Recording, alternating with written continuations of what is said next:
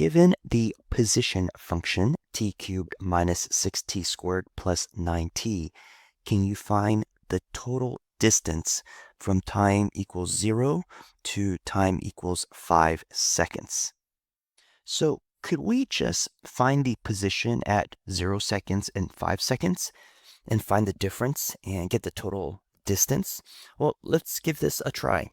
So at 5 seconds, we plug 5 into our position function. We get 5 cubed minus 6 times 5 squared plus 9 times 5 will get 20 meters. And if we plug in 0 into our position function, we get 0. Finding the difference in the position, also known as the displacement, we get 20 minus 0, and that gives us 20 meters. So is this 20 meters? Is this the same thing as the total distance covered? Now, you might remember that there's a difference between distance and displacement. So displacement is the change in position. It only cares about where you started and where you ended. But the total distance covered depends on kind of how you got there, the total ground covered. So in this problem, the object actually changes direction. And so the total distance is going to be different than its displacement. So to find the total distance, we're going to need to know, when does this object change its direction? And it's going to, at the moment it changes its direction, its velocity will be 0. So we need to come up with a velocity function. Now we know that the derivative of the position function gives us the velocity. So we're going to take the derivative of t cubed minus 6t squared plus 9t with respect to time. And that gives us 3t squared minus 12t plus 9. Remember that to take the derivative of a term, we just take the exponent, move it to the front, subtract 1 from the exponent, and we get 2 here, so that's 3t squared. And then for the negative 6t squared, move that exponent to the front because there's a 6 over there. Take 6 times 2, that gives us 12. Subtract 1 from the 2, and that gives us negative 12t. So we get 3t squared minus 12t plus 9. We're looking for the moment that the object changes direction. And so we're going to set this equation, this polynomial, set that equal to 0. We're going to first factor out the 3, and that gives us 3 times t squared minus 4t plus 3 is equal to 0. And then reverse FOIL factor this polynomial in here, and that gives us 3 times t minus 3 times t minus 1 equal to 0. So solving for t, we get t is equal to 1 second and 3 seconds.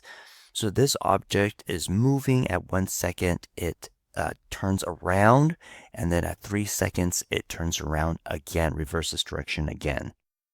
Now we're going to find the object's position at 1 and 3 and 5 seconds. We're looking for 1 and 3 seconds because we want to know because that's when it changes its direction. And then we're also looking for the position at 5 seconds because that's the end of the time interval that we're looking for. Here's a graph to represent the motion of this object. So it starts at position 0 meters, and then it goes in the positive x direction. And then at 1 second, it changes direction. For an instant, it has a velocity of 0. It changes direction, and now it's going the negative x direction. And then at 3 seconds, it once again changes direction, has a velocity of 0 for an instant, changes direction, and now it's moving in the positive x direction. And it's going to keep going, and we're looking for its position at 5 seconds. So plugging 1 into our equation, we get 1 minus 6 plus 9, which is 4 meters. Plugging in 3 into our equation, we get 27 minus 54 plus 27, which is 0. And then plugging in 5 into our equation, we get 125 minus 150 plus 45, and we get 20 meters. To find the distance, the total distance, we're going to look for the distance that it traveled from 0 to 1, 1 to 3 going backwards, then 3 to 5 going the positive direction. So to do that, we're going to subtract the change in position from 0 to 1 seconds and find the magnitude of that. Then from 1 to 3 seconds, we're going to find the change in position, find the magnitude of that, and then find the magnitude of the displacement from 3 to 5 seconds. And that gives us 4 plus 20, and so our total distance traveled is 28 meters. So in this problem, we have to realize that there is a difference between displacement and distance, and because the object changes direction, we can't just subtract the initial position from the final position. Instead, we have to find where the velocity is 0 and change its sign, then add the distances traveled over each segment. From 0 to 1 second, it travels 4 meters. From 1 to 3 seconds, it travels 4 meters back. From 3 to 5 seconds, it travels 20 meters forward. So the total distance traveled is 28 meters.